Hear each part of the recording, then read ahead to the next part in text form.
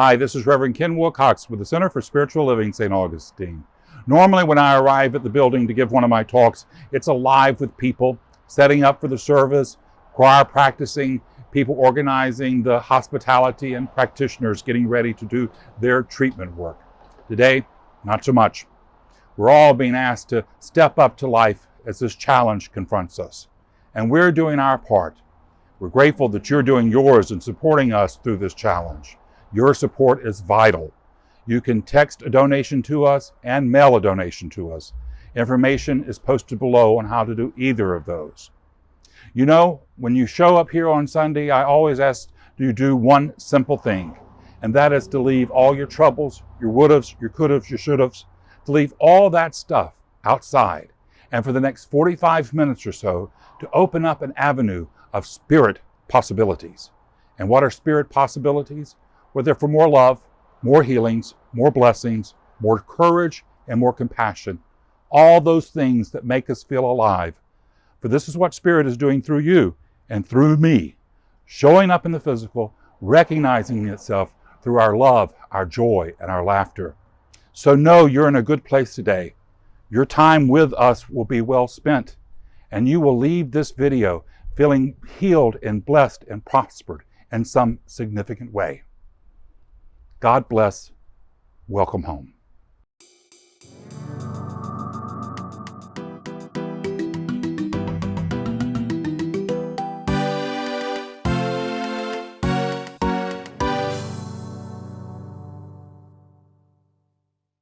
So let's begin the service with a reading and an affirmative prayer. Today I'm reading from Dr. Holmes' How to Change Your Life. In it he wrote, "The good in which you believe can triumph over every evil you have ever experienced. You have a silent partner with the infinite. This partnership has never been dissolved. It never can be. You are to have implicit confidence in your ability, knowing that it is the nature of thought to externalize itself in your health, your affairs, knowing that you are the thinker. You are going to turn resolutely from every sense of lack, want, and limitation. And you're going to declare for yourself that the perfect law of God is operating in you, through you, and for you. So now, join with me in this affirmative prayer and know this truth for yourself. There is only one life, one mind, one law. And that law and principle is perfect love. It's divine intelligence. It flows through me and for me. So here today, I let go of every idea of less than, of woundedness. I know I have a partnership with the divine intelligence of God, and it is at work in my life. I'm grateful for this right knowing. I'm grateful for the support and encouragement and inspiration I feel and receive from life. And I know my life is on a wonderful trajectory of seeing God's goodness flowing from me and through me and rising me up to the very highest. This is my truth. I celebrate this right knowing. And I release this prayer into the mind of God to do its good and perfect, bold and dynamic work, returning to me multiplied abundantly. And together we say, and so it is. With all the troubling news we're getting these days, I like to look for positive stories. Here's one how just a small act of compassion can make a huge difference. Sometimes the best way to help someone who has fallen into a hole is not to throw them a rope, but to climb in. Steve Hartman learned this on the road. Inside the county courthouse in Fayetteville, North Carolina, Judge Lou Oliveira made headlines with an unusual decision. You may be seated. A few years ago, Joe Cerna was arrested for drunk driving. As part of his probation, he wasn't allowed to drink. So when he lied about a recent urine test, the judge felt he had no choice. I gave Joe a night in jail because he had to be held accountable. It was just one night, but as he entered the cell, Joe says he knew it would be one of the longest nights of his life. When I walked into the jail cell and they closed the door behind me, I started feeling this anxiety. It came back. It came back, a flashback. Retired Army Sergeant First Class Joe Cerna did 3 tours in Afghanistan and has 2 Purple Hearts to show for it. The Green Beret survived an IED and a suicide bomber. But he says his scariest moment was the night he was riding in a truck with 3 other soldiers. What happened? We were following the creek, and the road gave way. And the vehicle went in the creek. Truck started filling with water. Yeah. All hope was lost. Trapped and unable to move, Joe felt the water rising, past his legs, then waist and neck, until finally it stopped at his chin. How many guys got out of that truck? Alive? Yeah. Just me. I was a sole survivor. Joe says it still haunts him. So I suffer from PTSD. Among his issues, I would drink. a fear of being in small, cramped places. I knew what Joe was going through, and I knew Joe's history, and he had to be held accountable, but I just felt I had to go with him. I felt I had to go with him. And so, a few minutes after Joe was locked up, Judge Lou Oliveira surprised the man he sent to jail by joining him for the entire night. We ate meatloaf, and we talked about a lot of things. We talked about our families. And the walls got further apart. The walls just got, they didn't exist anymore. He brought me back to North Carolina from being in a truck in Afghanistan. That meant so much to me, sir. I know. This week, Joe promised the judge no more mess-ups. I don't want to let you down, ever. It's not how law and order usually works. Right, sir. But sometimes jail is not what a man needs. Sometimes the best sentence Love you. I love you. is compassion. Thank you for breathing me. No, you got it. Steve Hartman, On the Road, in Fayetteville, North Carolina. Okay, thank you, sir. And compassion heals. My talk title today, it's A Whole New World. As we go through this challenge, one conversation you hear people often asking about is, when are we going to get through this? When will life go back to normal? When will life go back to the way they were? And the truth of the matter is, life won't. We're living in a new world, and we need to use the intelligence of the universe to create the best life for ourselves possible. And there is a way for us to move ahead intelligently. We're not some dummy in need of a good, hard lesson. We are the delight of God. You were the best idea God had for the world when it thought you into being. And God has never been disappointed, and God is not discouraged by your possibilities. You and God are an answer to every problem you will ever confront. So we can overcome this challenge with intelligence. That doesn't mean that we're not going to have to make some changes, but we can get through. And even small changes can have a huge impact.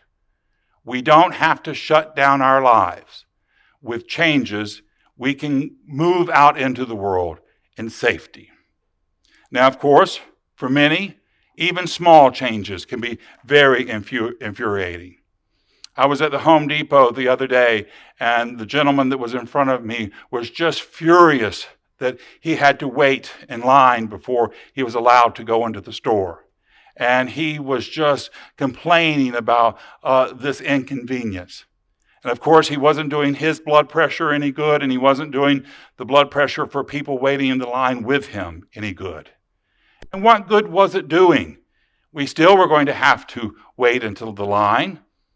Now, if we can use these inconveniences, if we can use these challenges to lift ourselves up, to incorporate in our spiritual life, we will find that that has tremendous power. So as I was waiting, I thought of the wonderful intelligence that was at work in life. That the people who were running that corporation had considered the health of their customers and had come up with these guidelines and had implemented them. And the guidelines weren't that painful. We were in the store within a few minutes. And if this can keep us healthy, if this can keep our community safe, then we should be grateful for these smart ideas. So this is our challenge, to face the realities of our lives, and to use the intelligence of the universe to overcome these challenges and to make the best of them. Now, I know for many people, change is a hard reality to accept, but change we must, because this is life. We never step into the same river twice. Life is forever flowing, and so it's our responsibility to use the flow of life to live as healthy as we can, with as much joy and with as much love. There's always opportunity in life. I heard a report on National Public Radio the other day, and it was about a gentleman who was living in Brazil, and he was something of a tinkerer and an inventor. And he realized that for third world nations, that ventilators were almost going to be impossible to get. And so he studied a ventilator, went over the blueprints of building one, and realized that with a little bit of change, he could use things he had in his shop and old computer parts, and he could produce a homemade ventilator. Now, it's nothing that we're going to use here in the States, but for someone in a third world country, it might be just the miracle that they need for another breath. His invention is God's miracle showing up in his life and for people who are going to be in need. Now, you may not believe this for yourself, but you are God's miracle in life. You are the answer to God's prayer for your life. And when you step into the fullness of your being, you can step into your power, your love, your compassion, and your kindness. I have a dear friend who I've known for a very, very long time. I love her greatly. She has a business that she's worked very hard on for a long time. And this business is uniquely suited not to do well in this crisis. 2 weeks ago, or a couple of weeks ago, the governor of her state issued a mandatory closure for businesses. And since that time, she has been very angry. She's angry at the governor. She's angry at the news media because she thinks they're overhyping the seriousness of the virus. And so she spends her days finding news reports that support her belief and finding other people who are just as angry as she is. And she keeps reposting them on YouTube and on her Facebook site. She spends her days keeping the kettle of her misery at full boil. She thinks of nothing else, and she does nothing else. I heard a story on the news last week also about a woman who's had an exact same challenge, but's had a different response. Her business is to create Sunday hats for mainly African-American ladies to go to church. And of course, the big Sunday of the year for her is Easter Sunday. And this wasn't a good Easter Sunday for her at all. There weren't a lot of hats. But rather than get upset, she's gotten her grandkids to get her involved in technology. So she's making YouTube videos. She's got a blog where she is posting about how you can wear hats, how you can keep them, how you can use them with your outfits, how to style them, and that sort of things. She's taken the challenge and she's expanded. She's allowed Spirit to expand her possibilities. 2 different people, same challenge, but 2 different responses. One's going to stay stuck in her anger and her frustration. The other one has allowed it her to expand and blossom and bloom in ways that she hadn't thought of before.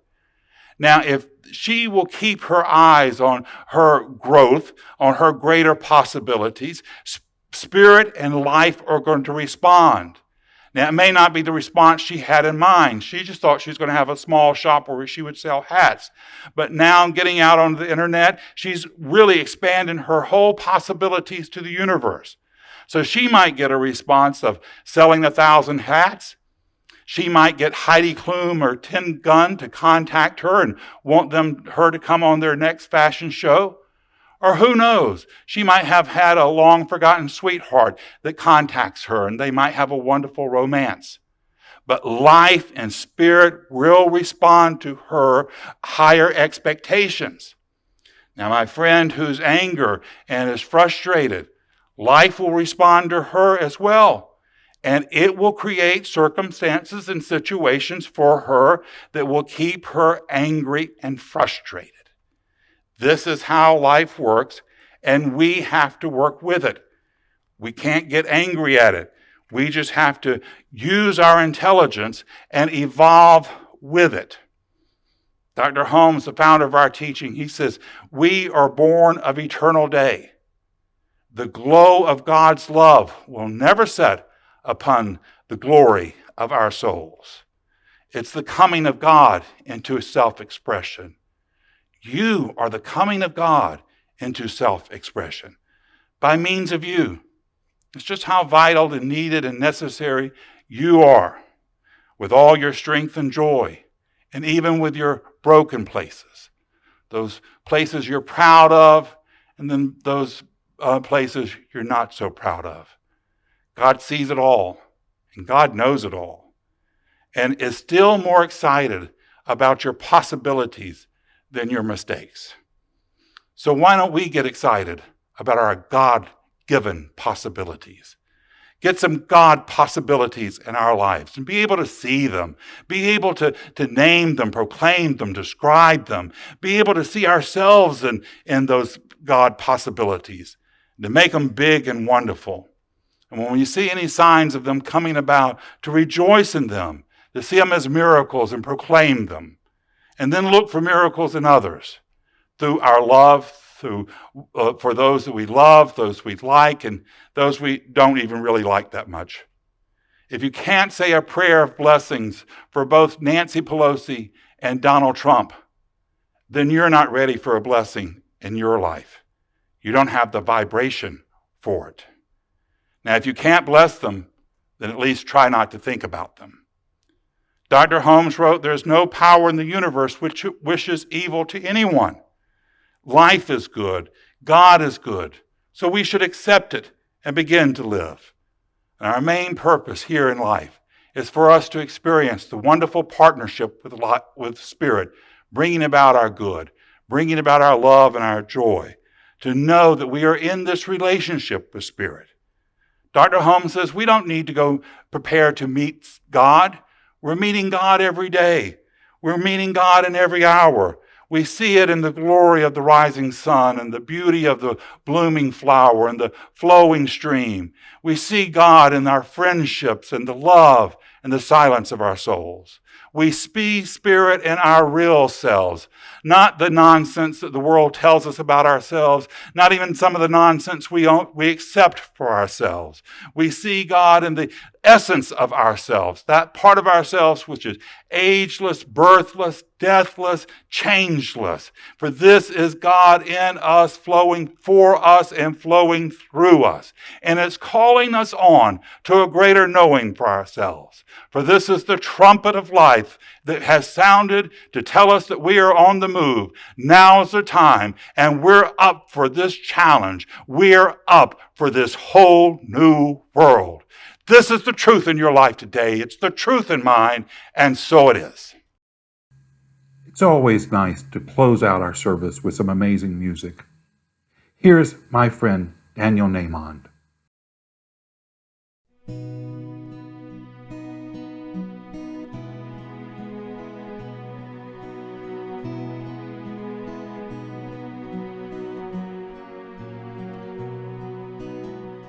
When I pray, I feel my heart go deeper, my heart go deeper into my God.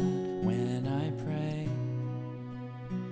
I feel my heart go deeper, my heart go deeper into my God.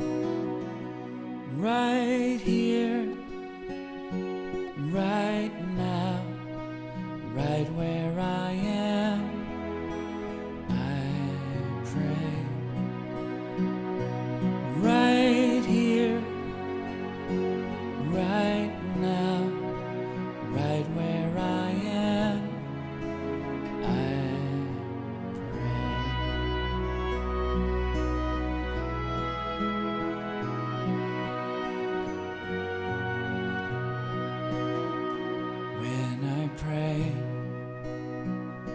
I feel my soul go deeper, my soul go deeper into my God. When I pray, I feel my soul go deeper, my soul go deeper into my God. Right here, right now, right where I am, I pray.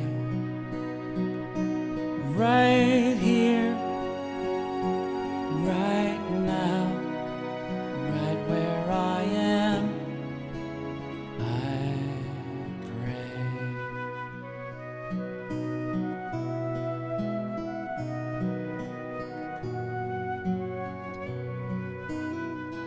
When I pray, I feel my love go deeper, my love go deeper into my God. When I pray, I feel my love go deeper, my love go deeper into my God. Right here, right now, right where I am, I pray. Right here, right now, right where I am, I pray. Right here, right now, right where I am, I pray. Right here, right now, right where I am, I pray.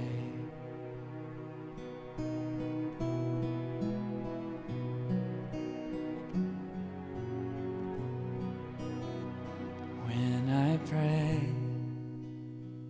I feel my heart go deeper, my heart go deeper into my God.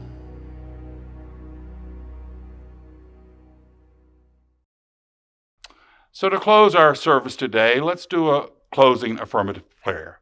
And just know this truth with me. There's only one power, one mind, one God, and that is power is perfect love. It's divine intelligence. It is flowing through me, with me, and for me. And here today, I now know that there is an intelligent way I can move ahead in my new world. There's a way I can move ahead with health, with love and joy and prosperity. There's a way that I can move ahead and enjoy my life, to have wonderful love, great joy and adventure, fun and excitement. There's a way for me to live, to have amazing family and friends and community. Here today, I proclaim this right knowing. And here today in this place of power, I send out wonderful gratitude for all those people who are working so diligently, who are working so hard, who are putting their lives at risk. The nurses, the doctors, the technicians at the research facilities, the grocery store clerks, the cashiers and the truckers bringing supplies across the nation. I'm grateful for all these people, and I know the Spirit of God is raising up a bright light of possibilities for me, for them, for our nation and the world. A brand new world, a brand new day of possibilities where we live in joy, where we live knowing one another in the love and compassion and kindness of spirit. It's what God has called us to do, and today I'm saying yes to it all. This is my truth. I celebrate it. I rejoice in this right idea, and I release this prayer into the mind of God to do its good and perfect, bold and dynamic work, returning to me multiplied abundantly. And together we say, and so it is. My hope is you found something in today's presentation that will encourage and inspire you. If you did, be sure to like it, to write a comment, and share it with friends. Now know this truth with me. Your life is not a problem to be solved. It's a miracle unfolding. Your job is to go name your miracle, proclaim your miracle, and to make it your own. God bless us all. Now go be the miracle God has called you to be. Until we see one another again, many blessings, Reverend Ken.